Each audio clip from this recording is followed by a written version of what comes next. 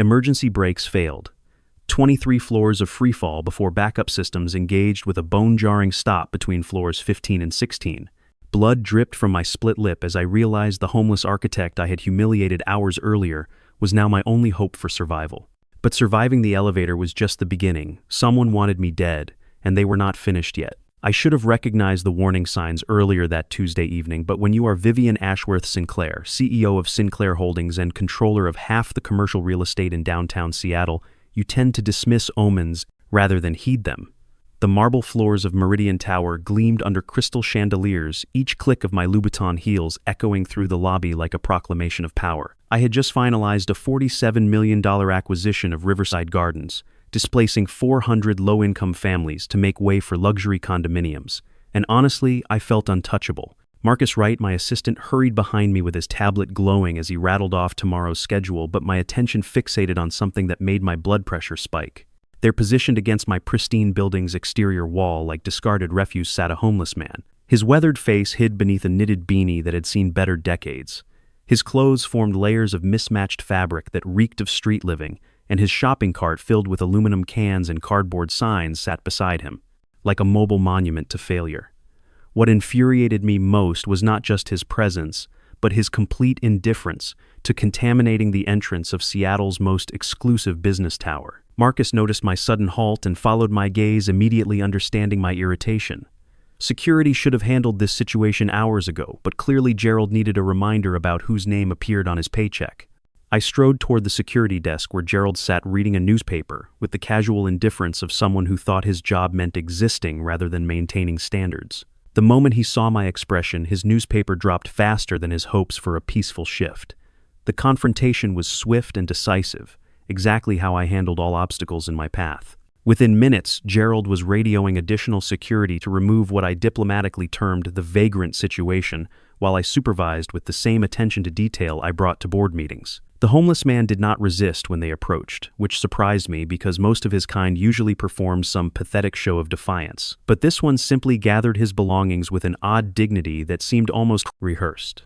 As security escorted him away from my building, he turned back and looked directly at me with eyes that were clearer and more intelligent than I expected from someone in his circumstances. Something about that look unsettled me in a way I could not articulate, but I dismissed it as irrelevant because successful people do not dwell on the opinions of failures.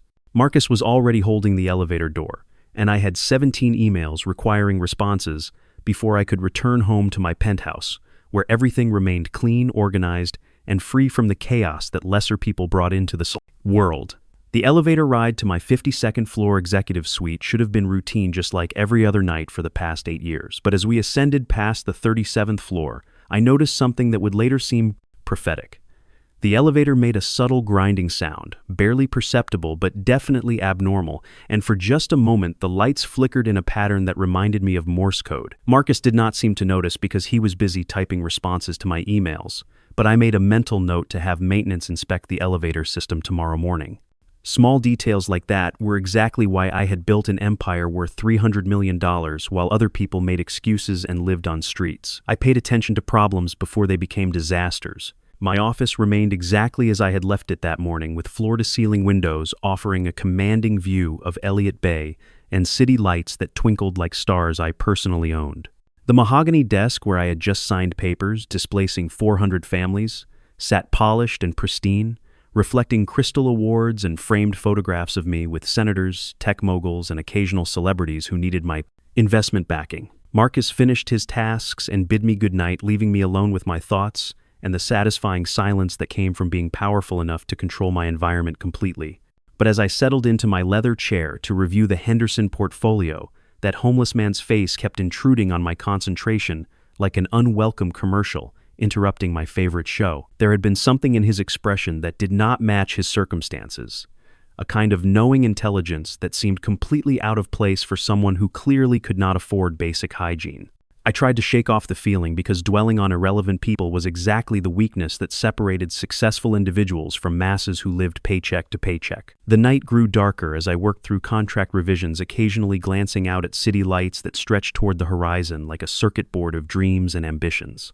My reflection in the window showed a woman who had fought her way to the top through sheer determination and strategic brilliance, someone who had never needed anyone's help, and certainly never would. At 38 years old, I possessed everything I had ever wanted: a business empire, real estate holdings across 3 states, and the kind of respect that came from never showing weakness to competitors or subordinates. It was nearly midnight when I finally decided to call it a night, gathering my files and preparing for the elevator ride down to the parking garage where my Tesla waited in its reserved spot. The building was practically empty at this hour, with only security guards and cleaning crews remaining to maintain the standards I demanded, even when I was not there to supervise personally. As I pressed the elevator button, I felt a strange sense of anticipation, as if something important was about to happen, but I attributed it to fatigue and adrenaline crash that sometimes followed particularly successful business days. The elevator doors opened with their usual soft chime, revealing the same polished interior I had ridden thousands of times before, but tonight something felt different in a way I could not identify. Perhaps it was the way the light seemed slightly dimmer, or maybe it was the faint electrical smell that reminded me of ozone before thunderstorms. But whatever it was made me pause for just a moment before stepping inside. That pause would later save my life, but at the time I simply attributed it to the strange mood that had been following me since my encounter with the homeless man earlier that evening. As the elevator began its descent from the 52nd floor, I found myself thinking about tomorrow's schedule and the satisfaction of knowing that 3 more properties would be under my control by week's end. The numbers were beautiful in their precision, each acquisition calculated to maximize profit while eliminating inefficiencies that came from allowing poor people to occupy valuable real estate in prime locations. Some might call it ruthless, but I preferred to think of it as evolution in action, the strong surviving while the weak were naturally selected out of success. What I could not have known as those elevator cables began their final descent toward catastrophic failure was that the dirty, intelligent eyes of the homeless man I had dismissed so callously were about to become the most important thing in my carefully controlled world. Sometimes karma does not just knock on your door, sometimes it cuts your elevator cables and sends you plummeting toward a reckoning you never saw coming. The building shuddered slightly, a vibration I had never felt before in all my years working here. Then came the grinding sound, louder, now metal against metal in a way that made my teeth ache. The lights flickered once, twice, then went out completely. In the darkness, I heard something that would haunt my dreams for weeks. Afterward, the sound of cables snapping high above us, followed by the terrifying sensation of weightlessness as gravity claimed its due. The metallic screech of emergency brakes engaging felt like fingernails dragging across my soul. When the violent shuddering finally stopped, I found myself suspended in a steel cage between floors 15 and 16, breathing air that tasted of burnt metal, and my own fear. The emergency lighting cast everything in hellish red, and through the gap where elevator doors should have been, I could see the concrete wall of the shaft just inches from my face. This was not the controlled environment I had spent my entire career perfecting. My hands trembled as I reached for the emergency phone, but instead of a dial tone, I heard only static punctuated by what sounded like distant voices speaking in urgent whispers. The building's communication system had failed, along with everything else, leaving me trapped in my own tower, like some twisted metaphor for corporate isolation. Blood from my split lip had dripped onto my white silk blouse, creating abstract patterns that reminded me of the Rorschach tests my therapist used to show me before I decided therapy was for people who could not handle reality. That was when I heard the voice from above, calm and measured in a way that cut through my panic like a blade through silk. Someone was moving through the elevator shaft with the confidence of a person who knew exactly where they were going, and within moments a face appeared in the narrow gap above my cage. It was him, the homeless man, I had dismissed just hours earlier, but now his eyes held a different quality, the focused intensity of someone who had suddenly found their purpose. His voice carried no trace of the deference I expected from someone in his position. Instead, he spoke with the authority of an expert addressing a client, explaining that the building's backup power had failed in a cascade pattern that suggested deliberate sabotage rather than random malfunction. He knew things about Meridian Tower that even I did not know, details about emergency protocols and structural vulnerabilities that should have been classified information. When I demanded to know how he possessed such knowledge, he simply said that he had designed every inch of this building 10 years ago, back when he was still Ezra Chen licensed architect, before my father destroyed his career. The revelation hit me like cold water in the face. This was not some random vagrant seeking shelter. This was a professional whose life had been systematically dismantled by Sinclair Holdings, and now he was the only person standing between me and a very unpleasant death. The irony was so sharp I could taste it, but survival instincts override pride when gravity is waiting to finish what faulty cables started. When Ezra extended his hand through the gap and offered to guide me to safety, I swallowed every ounce of my dignity and accepted his help. Moving through the building's maintenance areas felt like exploring the circulatory system of some massive organism. Ezra led me through passages I never knew existed, past mechanical rooms and utility spaces that hummed with the hidden machinery that kept my corporate empire functioning. He moved with the confidence of someone who had memorized every blueprint and specification, explaining as we walked that someone had systematically disabled the building's safety systems over the past several days. This was not an accident. Someone wanted either me dead or the building destroyed, possibly both. The maintenance corridors eventually opened into a service area on the 20th floor, where we could finally catch our breath and assess the situation properly. Through the windows, I could see fire trucks arriving in the distance, their red lights painting the night sky in urgent colors, but they seemed impossibly far away from our current predicament. Ezra produced a small flashlight from his jacket and began examining building schematics that he apparently carried with him, spreading them across a maintenance table like a general planning a military campaign. What he showed me made my blood run cold. Someone had accessed the building's central systems and methodically compromised every safety protocol, from elevator maintenance to fire suppression to emergency communications. The level of technical knowledge required for such sabotage suggested either an inside job or someone with intimate familiarity with the building's design. When I asked who could possess such expertise, Ezra looked at me with an expression that mixed pity with something that might have been respect, then said there were only 3 people alive who knew Meridian Tower well enough to orchestrate this kind of systematic failure. The first was himself, which obviously ruled him out since he was currently trying to save my life rather than end it. The second was the original contractor who had supervised construction, but that man had died in a car accident 3 years ago under circumstances that were now starting to seem less accidental. The third possibility was someone with access to the original architectural files and building permits, someone who had been studying the structure's vulnerabilities for years while planning the perfect crime. When I pressed him for specifics, Ezra's expression grew darker as he explained that such access would require either administrative privileges within Sinclair Holdings or connections to city planning departments that issued building permits. The implications crashed over me like ice water. Someone within my own organization was trying to kill me using knowledge that should have been secured in company files and city records. The realization transformed everything I thought I knew about corporate security and personal safety, because if you cannot trust the people who work for you and the systems designed to protect you, then you have no foundation for anything. Ezra watched me process this information with the patience of someone who had already worked through similar betrayals in his own life. And when I finally asked him why he was helping me instead of letting me die, his answer was both simple and devastating. He said that watching me die would make him no better than the people who had destroyed his career and his life. Revenge was a poison that killed the person who carried it as much as the intended target, and he had decided years ago that he would rather rebuild than destroy. But he also made it clear that helping me survive did not mean forgiving me for my role in perpetuating the system that had ruined him. It simply meant that he was choosing to be better than his circumstances rather than worse.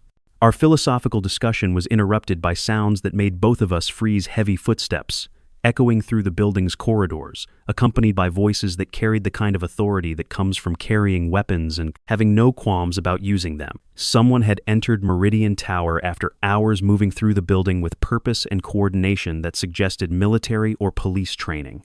But these were not rescuers responding to emergency calls, because they were systematically checking floors and rooms like hunters tracking prey. Ezra grabbed the building schematics and motioned for me to follow him deeper into the maintenance areas, explaining in whispers that the service corridors provided multiple routes through the building that would not appear on standard floor plans.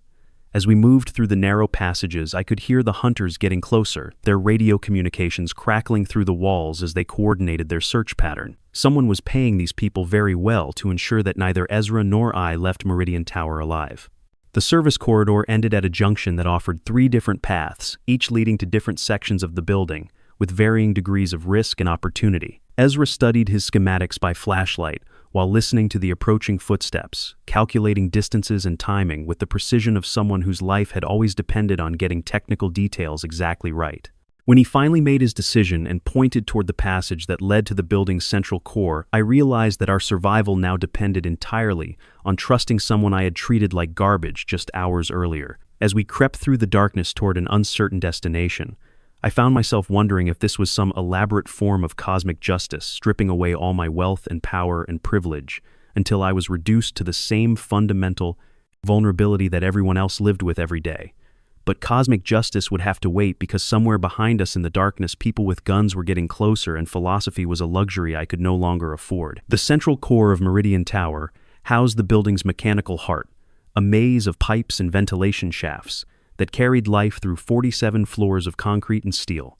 Ezra navigated these passages with the familiarity of someone who had spent months calculating every angle and measurement, while I struggled to keep pace in heels that had never been designed for industrial espionage. The air tasted of metal and machine oil, punctuated by the distant sound of our pursuers systematically searching the floors above us, their boots echoing through the building like a countdown timer measuring the remainder of our lives. When we finally reached what Ezra called a safe space, a maintenance room tucked between the building's water treatment facility and its backup generator systems, I collapsed onto a metal crate and tried to process everything that had happened in the past 2 hours.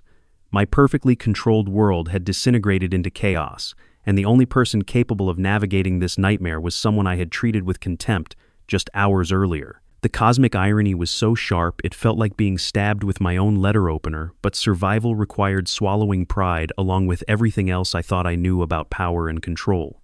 Ezra spread his building schematics across a workbench and began marking locations with a pencil he produced from his jacket, creating what looked like a tactical map of our options and obstacles. His movements carried the precision of someone who had learned that small mistakes in technical work could have catastrophic consequences, and as I watched him work, I began to understand that dismissing him as a vagrant had been the kind of arrogant blindness that successful people use to avoid confronting uncomfortable truths about the world they have created. The story he told me while marking escape routes transformed my understanding of corporate responsibility and personal accountability in ways that felt like having my moral foundation rearranged with a sledgehammer.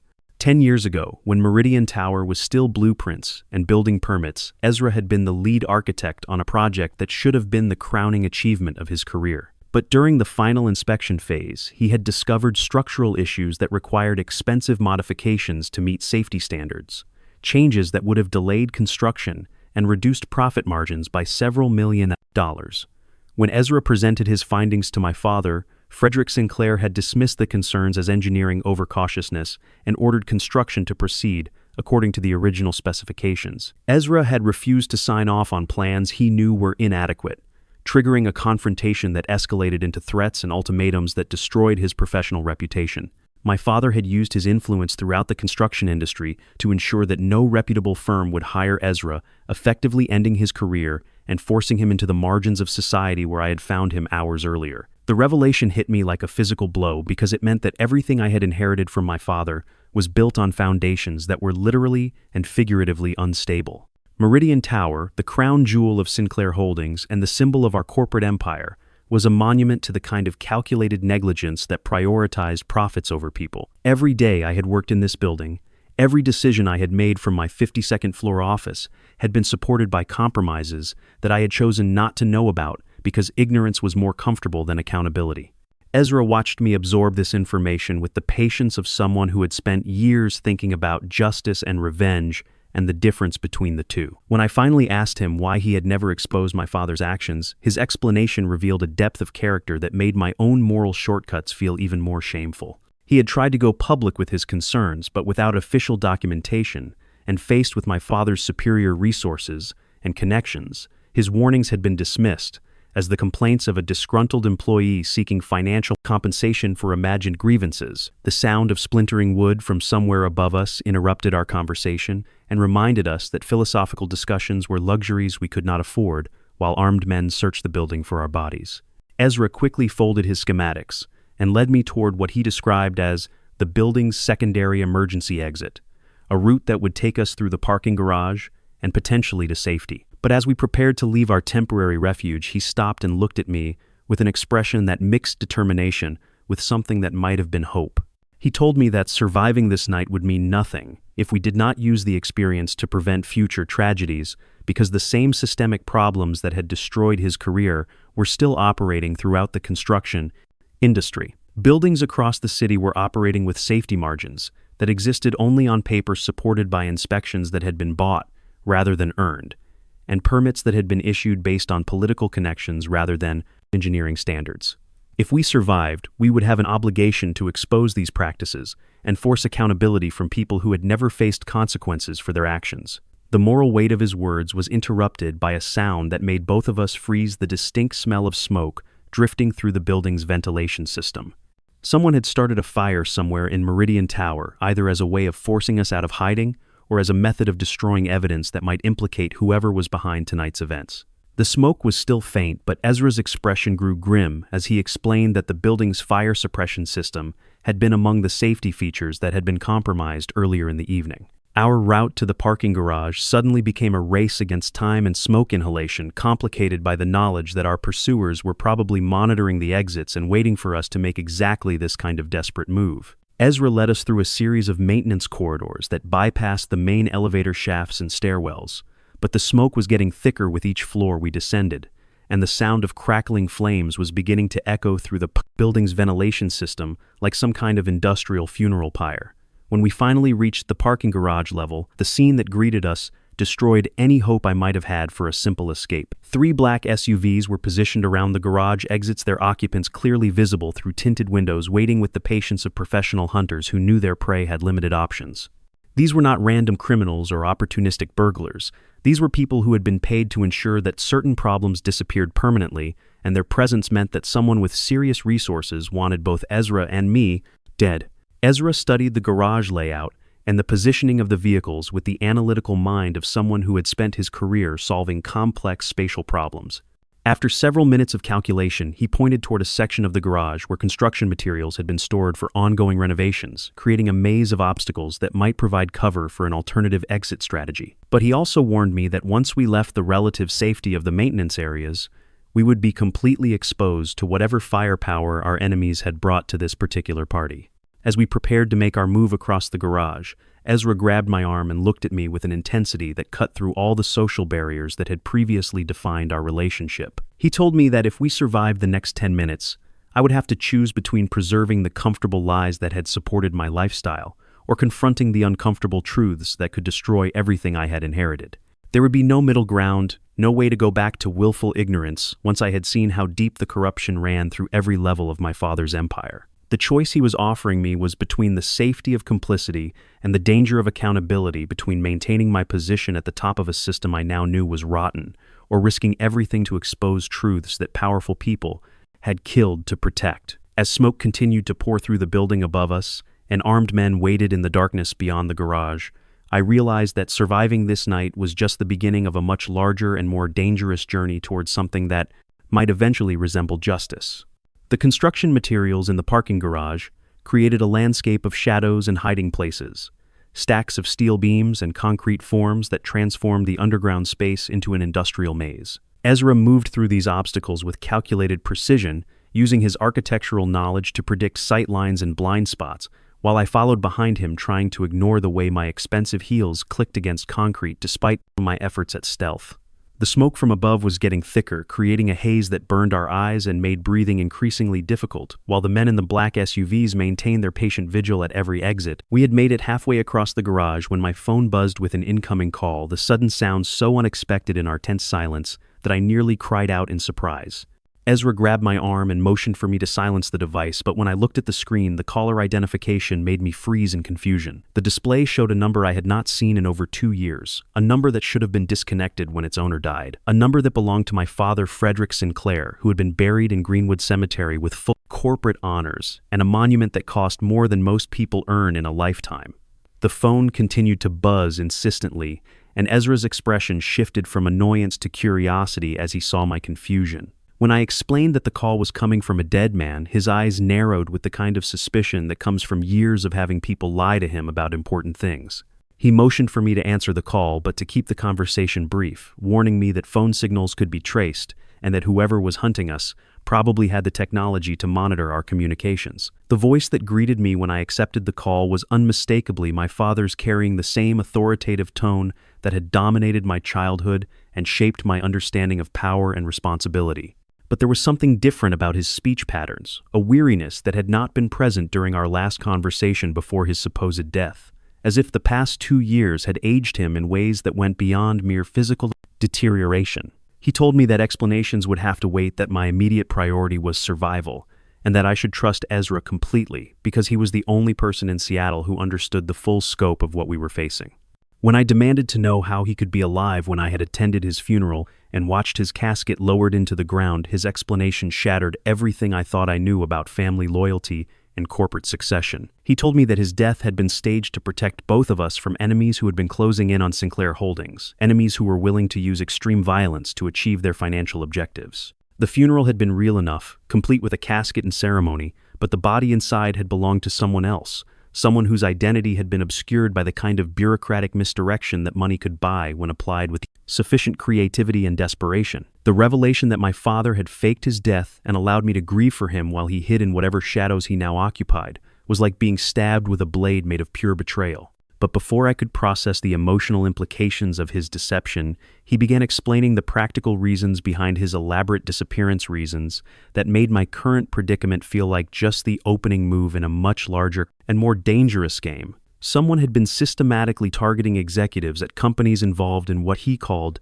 infrastructure privatization, using methods that ranged from financial manipulation to industrial accidents to outright assassination. Frederick told me that the person behind these attacks was someone with intimate knowledge of our family business and personal grudges that went back decades, someone who had been planning revenge with the patience and resources necessary to destroy entire corporate empires.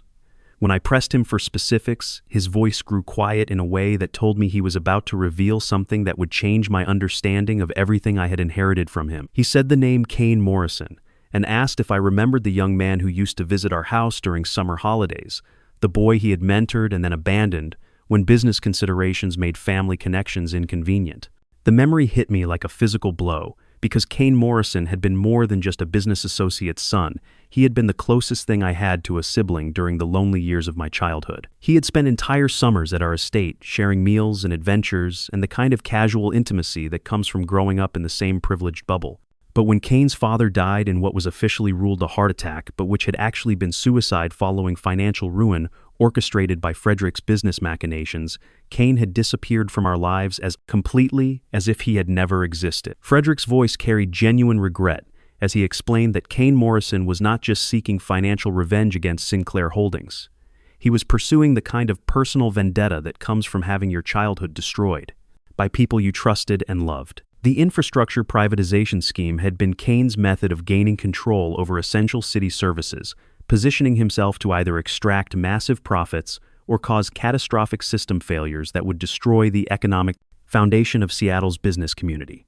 Tonight's attack on Meridian Tower was just one element in a comprehensive campaign to dismantle everything that Frederick had built and everyone who had benefited from his success. The sound of engines starting in the parking garage interrupted our conversation and reminded us that philosophical discussions were luxuries we could not afford while armed professionals searched for our location. Frederick's voice became urgent as he warned me that Kane's men were probably monitoring phone communications and that our call had already lasted too long for safety. Before disconnecting, he gave me an address where I could find additional help, but he also warned me that reaching that location would require surviving whatever trap Kane had prepared for this evening's entertainment. As the phone went silent, I found myself staring at Ezra with new understanding of why he had chosen to help me instead of letting me die in the elevator shaft. He had known about Kane Morrison, and Frederick's deception had probably known about it for months or years, while planning his own approach to seeking justice for the destruction of his career. When I asked him directly how long he had known that my father was alive, his answer revealed depths of patience and calculation that made me realize I had underestimated everyone involved in tonight's deadly game. Ezra told me that he had been investigating Sinclair Holdings for 3 years, following paper trails and building connections throughout Seattle's construction and finance communities, slowly assembling evidence of the systematic corruption that had destroyed not just his career but dozens of other professionals who had refused to participate in dangerous shortcuts and fraudulent practices. His homeless persona had been partially genuine, the result of genuine financial hardship, but it had also been useful camouflage for someone conducting surveillance and gathering intelligence on people who would never notice or remember a vagrant sleeping near their buildings. The revelation that I had been under investigation by someone I had dismissed as irrelevant was humbling in ways that cut deeper than mere embarrassment. But before I could process the full implications of Ezra's deception, the sound of footsteps echoing through the garage reminded us that Kane's men were getting closer to our hiding place, and that survival required movement rather than contemplation.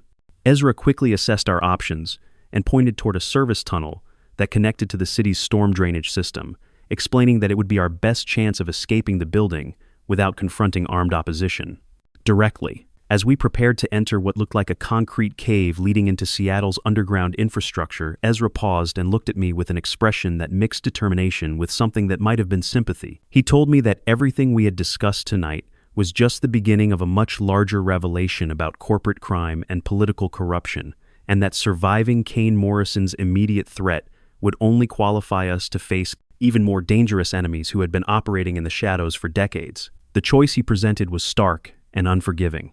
We could try to escape Seattle and hope that Kane would eventually lose interest in pursuing us, or we could stay and fight to expose the entire network of corruption that had destroyed so many lives and careers. But he also warned me that choosing to fight would mean accepting that my comfortable life of inherited privilege was over forever, because there was no way to challenge this level of systematic corruption without sacrificing everything that had previously defined success and security. As smoke continued to pour through the building above us, and armed men searched the garage with increasing urgency, I realized that my father's phone call had not been a rescue.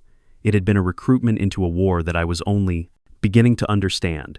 The storm drainage tunnel beneath Meridian Tower opened into Seattle's forgotten underground infrastructure, a network of concrete passages and maintenance corridors that carried the city's waste and runoff away from the gleaming surfaces where respectable people conducted their daily business. Ezra navigated these tunnels with the confidence of someone who had spent considerable time mapping the city's hidden arteries, while I struggled to maintain dignity while wading through ankle-deep water that smelled of urban decay and industrial chemicals.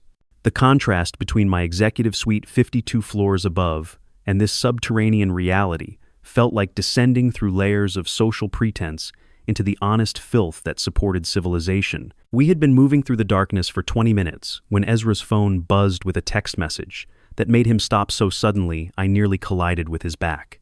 The message was from Marcus Wright, my assistant, who I had last seen typing responses to emails while I reviewed contracts in my office. But the content of his message transformed my understanding of workplace loyalty and professional relationships in ways that felt like being betrayed by someone I had trusted with the most intimate details of my business operations. Marcus wrote that he needed to meet with us immediately, that he had information about Kane Morrison's plans, and that time was running out for all of us. Ezra studied the message with the suspicious intensity of someone who had learned not to trust convenient offers of help from unexpected sources. When I insisted that Marcus was just my assistant, someone who handled scheduling and correspondence, rather than corporate strategy or family secrets, Ezra's expression suggested that my faith in employee loyalty was another form of privileged naivety that dangerous circumstances were forcing me to abandon. He explained that Kane Morrison's operation required inside information about Sinclair Holdings, information that could only come from someone with administrative access to company files and executive communications.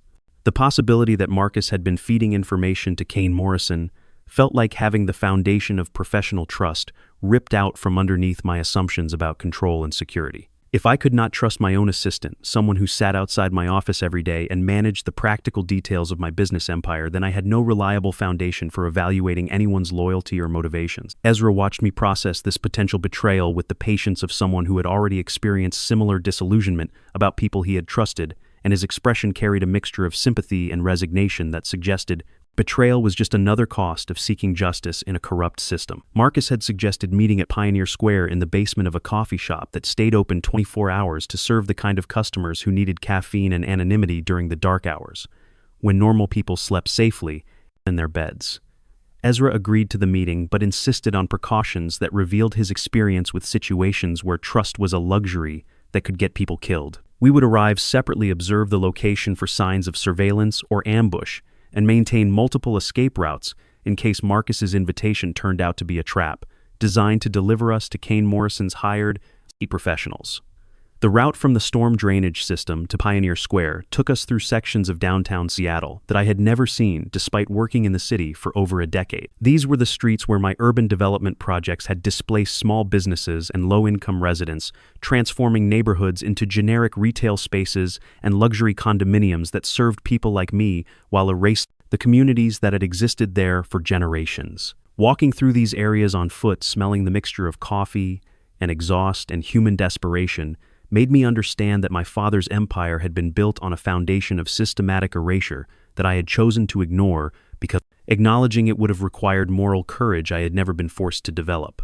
When we finally reached the coffee shop basement, Marcus was already waiting at a corner table with documents spread before him like evidence in a criminal trial. He looked different than he had in my office just hours earlier, his usual professional composure replaced by the kind of nervous energy that comes from making decisions that will change everything about your life and career. When he saw us approach, his expression carried a mixture of relief and apprehension that suggested he had been wrestling with moral conflicts that went far beyond simple employment loyalty. The story Marcus told us over coffee that tasted like burnt ambition transformed my understanding of investigative journalism and the relationship between corporate power and public accountability. He explained that he was not actually my assistant, that his employment at Sinclair Holdings had been part of an undercover investigation he had been conducting for the Seattle Times, documenting the connections between urban development projects and political corruption that had shaped the city's growth for the past decade. His real name was Marcus Wright, but his professional identity was that of an investigative reporter who specialized in exposing the kind of systematic fraud that destroyed communities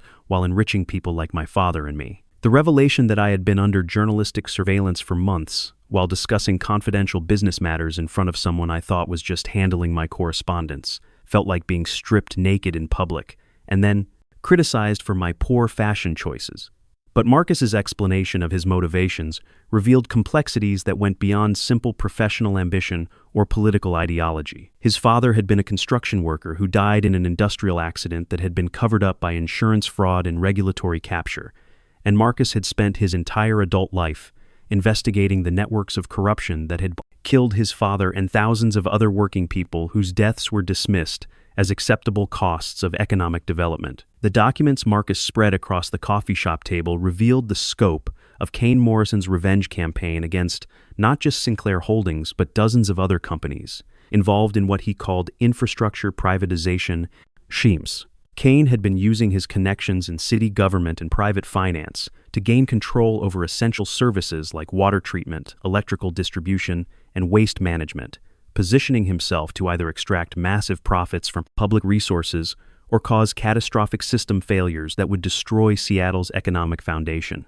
The plan was brilliant in its comprehensiveness and terrifying in its potential for mass casualties. But Marcus also revealed information that made our immediate situation even more dangerous than I had realized. Kane Morrison knew about Frederick's staged death and had been monitoring communications between my father and his network of allies, using that intelligence to anticipate and counter every move that Frederick made to protect me, preserve what remained of Sinclair Holdings. Tonight's attack on Meridian Tower had been designed not just to kill me, but to force Frederick out of hiding, creating an opportunity for Kane to eliminate both of us simultaneously while destroying the evidence of his own criminal activities. The moral complexity of Marcus's position became clear when he explained the choice he was facing over the next 24 hours. The Seattle Times had offered him a permanent position and substantial financial compensation for an exclusive story about corporate corruption in Seattle's development industry, a story that would destroy not just Kane Morrison, dozens of other people involved in various levels of fraud and manipulation.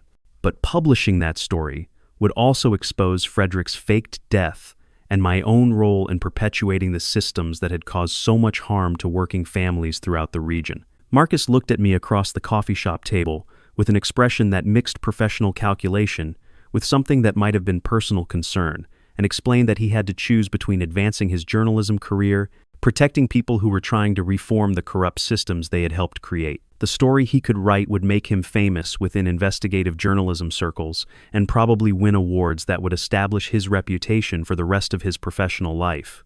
But it would also destroy any possibility of systematic change within the industries he was investigating, because exposure would simply force the corruption deeper underground rather than eliminating it. The choice Marcus described was between immediate justice through public exposure and longer-term change through private reform, between the satisfaction of seeing guilty people punished and the possibility of preventing future victims through systematic transformation. As he spoke, I realized that he was offering me the same choice that Ezra had presented earlier, the opportunity to choose between preserving my comfortable position and accepting the risks that came with fighting corruption from within the system rather than simply exposing it from the outside. The coffee shop basement suddenly felt like a courtroom where I was simultaneously the defendant, the judge, and the jury in a trial that would determine not just my own future but the fate of everyone who had been harmed by my family's business practices. Marcus waited for my response with the patience of someone who understood that moral decisions required time to process,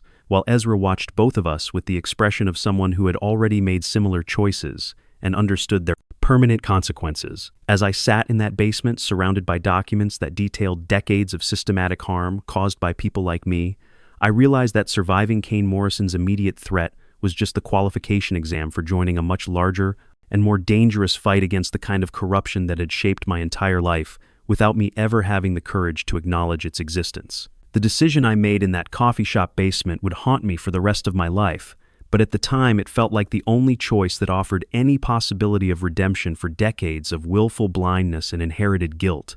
I told Marcus that I would cooperate with his investigation, completely providing access to Sinclair Holdings files and testifying about my father's business practices, even if it meant destroying my own reputation and financial security. The expression that crossed his face when I made that commitment was like watching someone witness a miracle they had hoped for, but never expected to see, and I realized that my decision had transformed me from a target of his investigation into an ally in his fight for justice.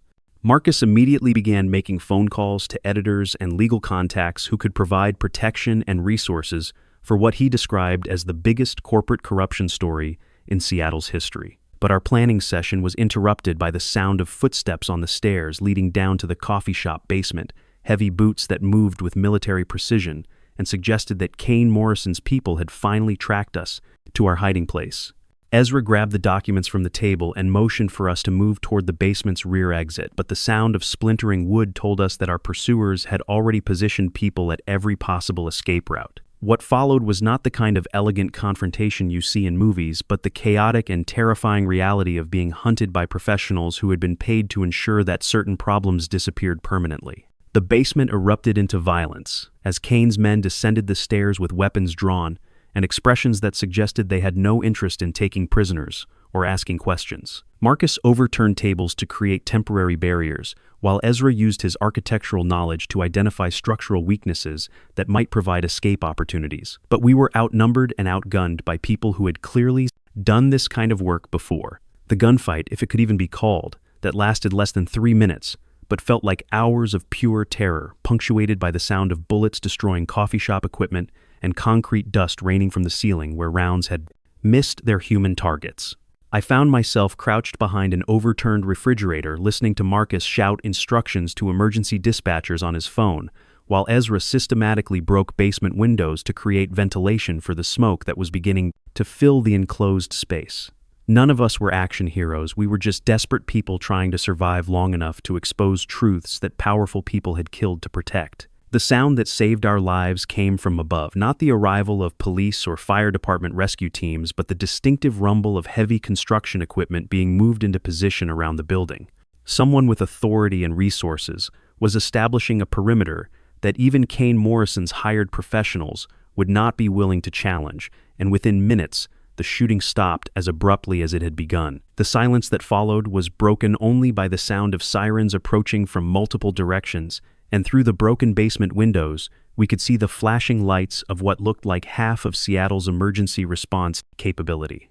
Frederick Sinclair descended the basement stairs 20 minutes later, flanked by federal agents and looking like a man who had aged several years in the hours since our phone conversation. His appearance triggered a complex mixture of emotions that ranged from relief at being rescued to anger at being manipulated by someone who had allowed me to grieve his death while he orchestrated events from whatever shadows he had been inhabiting for the past 2 years. When I confronted him about the deception and emotional manipulation, his response revealed depths of regret and tactical necessity that transformed my understanding of family loyalty and the costs of fighting systematic corruption. He explained that Kane Morrison's revenge campaign had been more comprehensive and dangerous than anyone had initially realized, targeting not just individual executives but entire families and support networks through methods that included kidnapping, financial manipulation, and systematic intimidation of anyone who might interfere with his plans. Frederick's staged death had been necessary to protect me from becoming a target while he worked with federal investigators to build cases against Kane and dozens of other people involved in what law enforcement agencies were calling the largest infrastructure fraud scheme in American history. The revelation that my father had been working undercover with federal authorities for 2 years while I believed him dead felt like being emotionally manipulated by someone who claimed to love me while treating me like a chess piece in a game whose rules I had never been allowed to understand. But Frederick's explanation of Kane Morrison's background and motivations revealed family secrets that made our current crisis feel like the inevitable result of moral choices made decades earlier, choices that had created enemies who were willing to destroy entire cities to achieve their revenge. Kane Morrison was not just a business rival or competitor seeking financial advantage. He was Frederick's biological son from a relationship that had been hidden and denied for 30 years. When Kane's mother died in a car accident that may not have been accidental, and when his adoptive father committed suicide following financial ruin orchestrated by Sinclair Holdings, Kane had dedicated his life to developing the resources and connections necessary to destroy everything that Frederick had built. The infrastructure privatization scheme was not just about money, it was about forcing Frederick to watch his legitimate daughter lose everything the way Kane had lost his family and his identity. The family revelation transformed Kane Morrison from a business enemy into a half-brother whose childhood had been destroyed by the same man who had given me every advantage and opportunity that privilege could provide. The moral complexity of that relationship made me understand that Kane's hatred was not irrational or purely criminal, but the logical result of abandonment and betrayal by someone who had chosen his legitimate family over the son he had refused to acknowledge. When Frederick told me that Kane had been systematically destroying infrastructure throughout the Pacific Northwest for months, causing blackouts and water contamination that had killed dozens of people, I realized that family secrets could metastasize into public tragedies that harmed thousands of innocent victims. Marcus had been recording our conversation with Frederick's permission, documenting admissions and explanations that would form the foundation of his exposé about corporate corruption and the personal costs of seeking justice through violent means.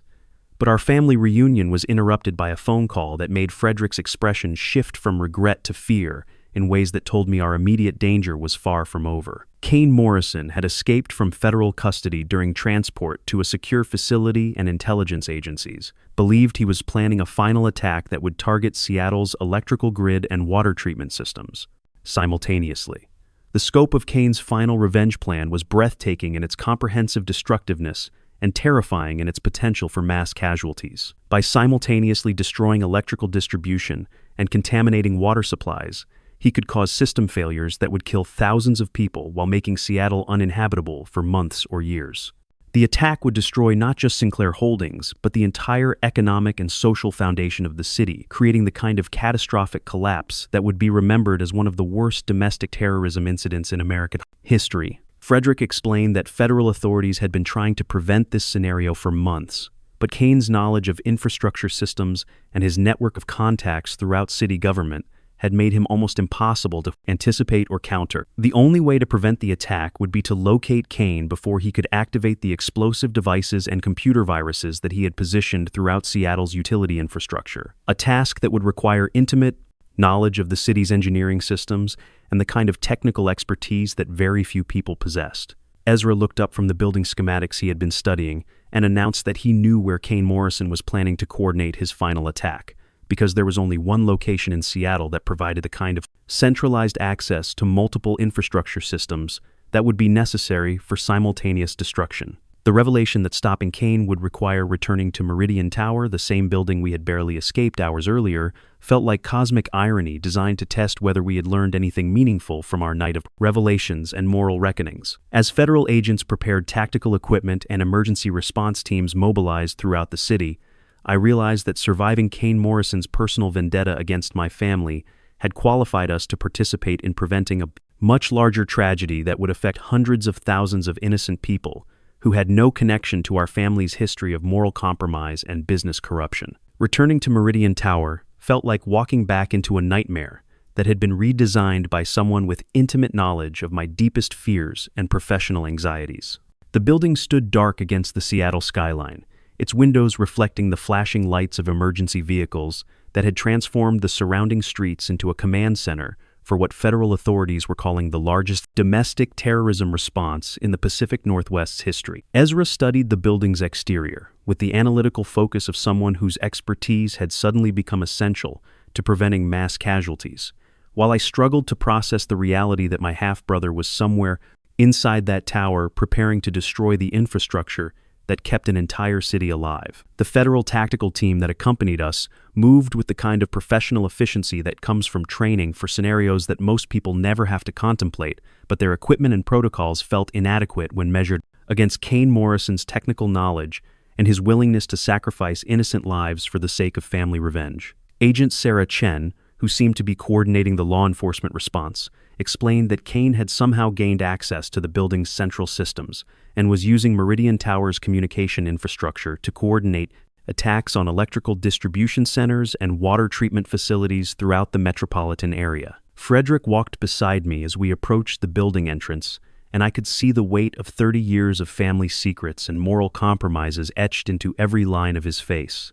When I asked him how he could have abandoned Kane and his mother so completely, his explanation revealed the kind of calculated selfishness that successful business people often mistake for strategic thinking. He told me that acknowledging Kane would have complicated his marriage to my mother and potentially damaged his business relationships with conservative investors who valued traditional family structures, so he had chosen to pretend that his extramarital son simply did not exist. The moral simplicity of that choice, prioritizing social convenience over human responsibility, made me understand how people could make decisions that seemed reasonable at the time, but created consequences that destroyed entire families across generations. Frederick had treated Kane Morrison like a business problem that could be solved through financial settlements and legal documents, never understanding that abandoned children grow into adults who remember every slight and betrayal with the kind of clarity that can motivate decades of patient planning for comprehensive revenge. Ezra led us through Meridian Tower's service entrances, using his architectural knowledge to avoid the main corridors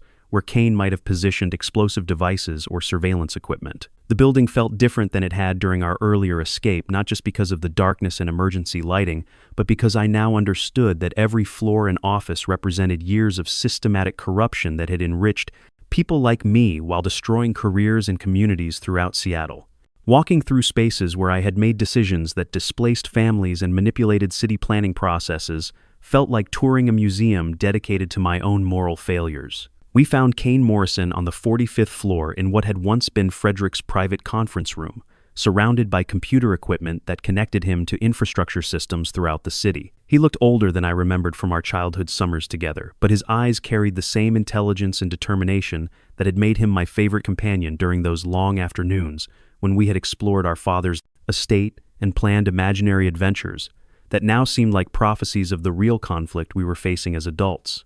The conversation that followed was not a dramatic confrontation between hero and villain, but a painful family discussion about abandonment and responsibility, and the ways that childhood trauma can metastasize into adult violence that harms people who had nothing to do with the original betrayal. Kane explained his infrastructure attack plan with the calm precision of someone who had spent years calculating exactly how to cause maximum destruction, while ensuring that the people responsible for his suffering would be forced to watch helplessly as their world collapsed around them. His technical setup was brilliant in its comprehensive scope and terrifying in its potential for mass casualties. By simultaneously overloading electrical transformers and introducing computer viruses into water treatment systems, he could create cascading failures that would leave Seattle without power or clean water for months, creating conditions that would kill thousands of vulnerable people while making the city economically uninhabitable. The attack was designed not just to destroy Frederick's business empire, but to punish an entire population for benefiting from the kind of systematic corruption that had destroyed Kane's family. When I tried to explain that innocent people would die if he proceeded with his plan, Kane's response revealed the depth of anger and moral certainty that can develop when someone has spent decades nursing legitimate grievances while planning elaborate revenge. He told me that innocent people had been dying for years because of infrastructure shortcuts and safety compromises that Frederick and people like him had implemented to maximize profits, and that his attack would simply make those deaths visible rather than hidden in statistical reports and actuarial calculations. The moral complexity of Kane's argument made it impossible to dismiss him as simply crazy or evil, because his anger was based on real harm that had been caused by real people who had never faced meaningful consequences for their actions. Frederick had indeed abandoned his son and caused genuine suffering through business practices that prioritized profit over human welfare, and Kane's desire for revenge was psychologically understandable, even if his methods were morally unacceptable. The challenge was finding a way to acknowledge the legitimacy of his grievances, while preventing him from murdering thousands of innocent people who had no connection to our family's history of selfishness and moral compromise. Marcus began negotiating with Kane using his journalism background to ask the kinds of questions that might help a reasonable person recognize the difference between seeking justice and committing mass murder. He pointed out that Kane's infrastructure attack would harm primarily poor and vulnerable people who had been victims of the same systematic corruption that had destroyed his family, while wealthy people like Frederick would be able to afford private generators and bottled water that would protect them from the worst consequences of utility failures. The negotiation continued for over an hour, with Kane explaining his technical methods, while federal agents worked to isolate and disable the computer systems he had used to compromise Seattle's infrastructure networks. Ezra contributed his architectural expertise to help law enforcement understand which building systems were most vulnerable to sabotage, while I found myself serving as an emotional bridge between my father and half-brother, two men whose relationship had been poisoned by decades of denial and resentment. The resolution came not through dramatic heroics or last-minute technical solutions, but through the kind of patient moral persuasion that recognizes human complexity and offers genuine accountability rather than simple punishment. Kane agreed to surrender and cooperate with federal authorities in exchange for Frederick's public admission of responsibility for abandoning his family, and a commitment to use Sinclair Holdings resources to compensate victims of infrastructure corruption throughout the Pacific Northwest. The price of preventing mass murder was the complete destruction of my comfortable life and inherited privilege. Frederick pleaded guilty to fraud and racketeering charges that sent him to federal prison for 12 years, while I cooperated fully with investigations that resulted in the dissolution of Sinclair Holdings and the seizure of most family assets for victim compensation. The company that had defined my identity and provided my security was liquidated to pay settlements to families whose lives had been damaged by decades of corner-cutting and regulatory capture. Marcus won a Pulitzer Prize for his series of articles exposing infrastructure corruption, but he also faced death threats and legal harassment from other companies whose business practices were revealed through his investigation. His journalism changed city and state policies regarding utility oversight and corporate accountability, but it also made him a target for people whose profits depended on maintaining the kind of systematic corruption he had exposed. Kane Morrison received a 25-year federal sentence for domestic terrorism and infrastructure sabotage, but he also became a symbol for activists working to reform corporate accountability and infrastructure oversight. His case highlighted the personal costs of systematic corruption and the ways that business decisions can create enemies who are willing to destroy entire communities to achieve revenge against individuals they hold responsible for their suffering. Ezra Chen was vindicated and received financial compensation that allowed him to restart his architectural practice, specializing in safety consulting and infrastructure reform. He testified before Congress about building safety standards and corporate responsibility, helping to pass legislation that strengthened oversight of construction and utility companies throughout the country. I served 18 months in minimum security federal prison for my role in covering up Sinclair Holdings' fraudulent practices, but the experience taught me more about moral accountability and social responsibility than I had learned during my entire previous career. After release, I worked as a paralegal for legal aid organizations representing victims of corporate fraud, using my business background to help people navigate the complex legal processes necessary to seek compensation from companies that had harmed them. The gray ending that Ezra had warned me about became the foundation for whatever redemption might eventually be possible. Kane Morrison's terrorist network was dismantled, but similar schemes continued to operate in other cities, where infrastructure privatization created opportunities for corruption and sabotage. Frederick's cooperation with federal investigators exposed dozens of other executives and politicians, but the systematic problems that had created those opportunities remained embedded in regulatory structures and business practices that were difficult to reform through legal processes alone. Seattle's infrastructure was secured and upgraded using funds seized from Sinclair Holdings and other companies involved in the corruption conspiracy. But the city's housing crisis and economic inequality continued to worsen as development projects prioritized profit over community stability. The investigation that Marcus initiated created new oversight mechanisms and transparency requirements, but it also forced corrupt practices deeper underground, where they became harder to detect and prosecute. My relationship with Frederick remained complicated by the reality that love and accountability could coexist, but not easily, and that forgiveness was a process rather than an event. Kane Morrison and I corresponded occasionally during his imprisonment, developing a relationship that acknowledged our shared father, while recognizing that some forms of harm could not be repaired through family reconciliation alone. The final lesson I learned was that justice was not a destination, but an ongoing struggle against systematic corruption that required constant vigilance and personal sacrifice from people who were willing to risk their comfort for the sake of preventing future victims. The story ended not with heroes and villains, but with flawed people making difficult choices about how to live with the consequences of their family's history, while working to create systems that might protect others from similar harm. Ever felt powerless watching the wealthy ignore suffering around them? Wondered if karma really exists for those who abuse their privilege? This story proves that even the most arrogant can face consequences and find redemption. We understand your frustration with inequality, your hunger for justice, your hope that people can change. At Homeless Stories, we craft tales where the forgotten become heroes and the powerful learn humility. If this resonated with your sense of justice, consider subscribing for more stories where underdogs triumph and humanity prevails.